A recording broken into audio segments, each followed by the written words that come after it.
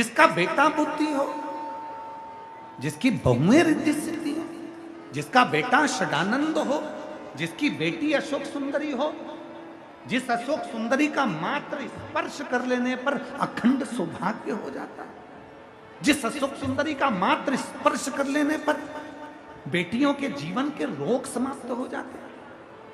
मेरी जीजियों, आप लोग अगर शंकर जी के मंदिर में जाती हो, शिवलिंग पर जल चढ़ाती हो, वो जल जो बहकर नीचे की ओर जाता है, सामने राइट में गणेश, लेफ्ट में कार्तिक, बीच में एक मोटी सी लाइन होती है जहां से पानी बहकर जाता है।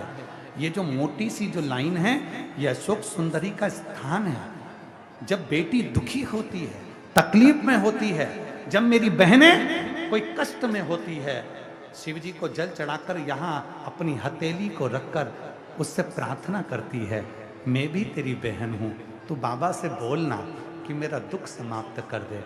और अशोक सुंदरी उस हाथ के स्पर्श को पाकर शिव जी से कहकर उसके दुख को मिटवा देती है। वो अशोक सुंदरी, वो अशोक सुंदरी, तेरा जल हेम बाबा, तेरी पूजन, तेरी साधना, तेरी आराधना, तेरी चर्चा सुख देती है। अशोक सुंदरी ने कहा कि मां, मेरे भीतर का एक संशय है, मेरे भीतर की एक तकलीफ है, मेरे भीतर का एक प्रश्न है, और वो प्रश्न का उत्तर अगर देंगे तो मेरे बाबुल देंगे, उस प्रश्न का उत्तर देगा तो मेरा पिता देगा, पिता के सिवा कोई नहीं दे सकता, देंगे तो मेरे शिव देंगे, उसके सिवा कोई नहीं दे सकता। पार्वती जी गई भगवान शिव जी के पास में, भगवान ओगड़दानी के पास में, मां जगतजननी तुरंत चली गई। बाबा भोलेनाथ जी को निवेदन करा शंकर जी से, अशोक सुंदरी कोई प्रश्न करना चाहती है। अशोक सुंदरी के मन में कोई प्रश्न है। महाराज, कभी कभी, कभी कभी, रोज नहीं, कभी कभी अशोक के वृक्ष की पत्ती, आम के वृक्ष की पत्ती, कभी कभी अशोक के वृक्ष की पत्ती और आम के वृक्ष की पत्ती की बंदरवाल जब दरवाजे पर लगाते हैं, जब कोई ने कह दिया कि तुम्हारे यहाँ तो रोग ही रोग है, सास बीमार पड़ती है, कभी बहू बीमार पड़ जाती है, कभी पोता बीमार पड़ जाता है, कभी पोती बीमार पड़ जाती है, कभी घर में ये परेशानी, पैसा तो आता है, सब यहाँ वहाँ लग रहा है, तो कभी कभी सोमवार की जब अष्टमी पड़ जाए और सोमवार की अष्टमी के दिन यदि अशोक के वृक्ष की पत्ती और आम के वृक्ष की पत्ती की बंदरवाल दरवाजे पर लगा दी जाए और वो बंदरवाल यदि एक हफ्ते तक लगी रहे, तो तुम्हारे घर में से कैसा भी दुख और रोग क्यों ना हो, वो धीरे धीरे समाप्त होने, समाप्त होने। पंच बंदरवाल, आम के पल्लव की बंदरवाल, नीम की बंदरवाल, पीपल की बंदरवाल, अशोक की बंदरवाल, नीम और आम की बंदरवाल, आम और अशोक की बंदरवाल, पंच बंदरवाल दरवाजे पर लगाने का अलग अलग क्रम है। जब घर में बच्चा नहीं होता, 20-20 साल तक, 15-15 साल तक, 18-18 साल तक जब औलाद नहीं होती, 4 साल शादी के हो गए, 5 साल हो गए, दवाइयाँ भी ले रहे हैं, इलाज भी करवा रहे हैं, सब कुछ कर रहे हैं, फिर भी संतान नहीं हो रही, तब जब तुम्हारा मन कर जाए, तुम्हारी इच्छा कर जाए, तो पीपल का पत्ता और आम का पत्ता, इन दोनों की बंदरवाल प्रदोष के दिन अपने घर के दरवाजे पर बांधना चालू कर दो। एक प्रदोष से दूसरे प्रदोष तक वो बंदी रहना चाहिए, फिर वो ठंडी करो, दूसरे प्रदोष से तीसरे प्रदोष तक बंदी रहना चाहिए। ऐसा जब 4-5 प्रदोष तक वो बंदरवाल बदलती रहेगी, तो निश्चित है कि एक ना एक दिन मेरा भोले बाबा तुम्हारे दरवाजे पर संतान की प्राप्ति तुम्हारी गर्भ से जरूर करेगा। बंदरवाल में इतना बल होता है, बंदरवाल में इतना बल होता है। बंदर शिव से प्रार्थना करें, शंकर से, शिव साधना, सुख देते।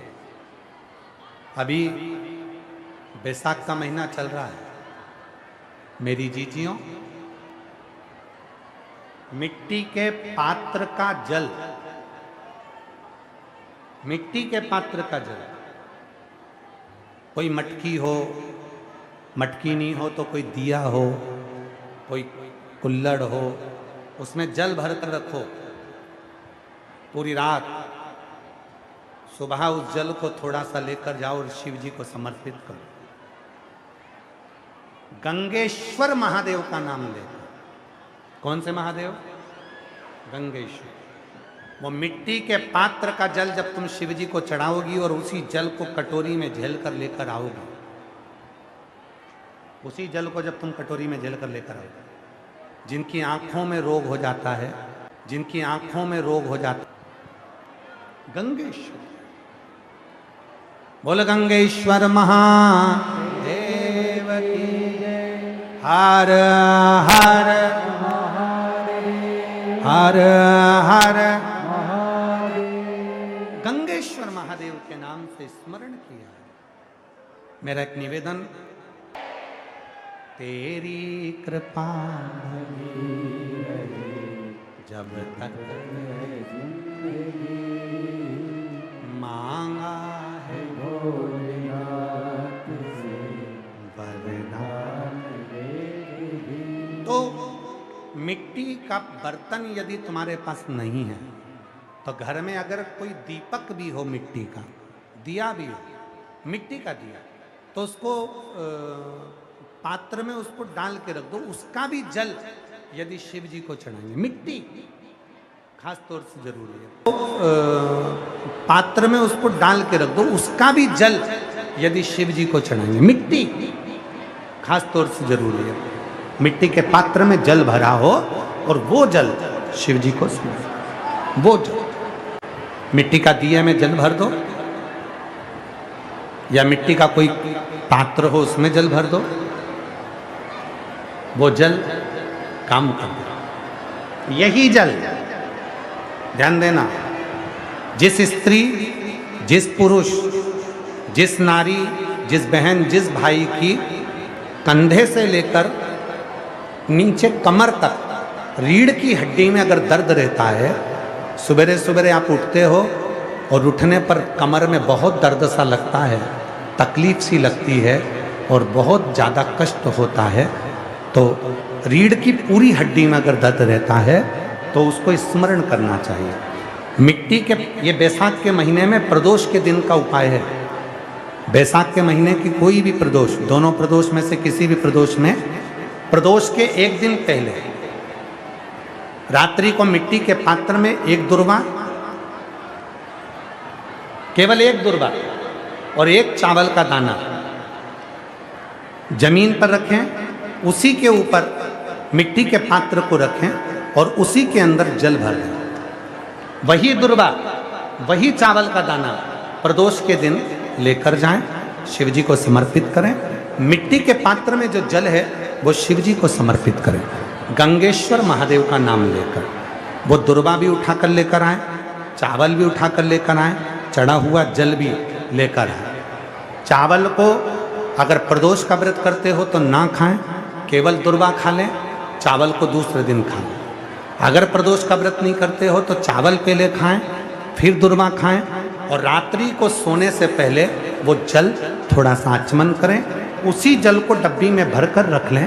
7 दिन तक उसी जल को थोड़ा थोड़ा आचमन करते रहें। आप सवेरे सवेरे उठोगे तो आपकी ये कमर का पूरा दर्द अपने आप धीरे धीरे धीरे धीरे समाप्त होते चले। पर शिव जी का नाम स्मरण रखिएगा। कौन से महादेव? जम के बोलो जरा, गंगेश्वर महादेव। बोल गंगेश्वर महादेव की जय। गंगेश्वर महादेव का स्मरण, शिव की साथ, शिव की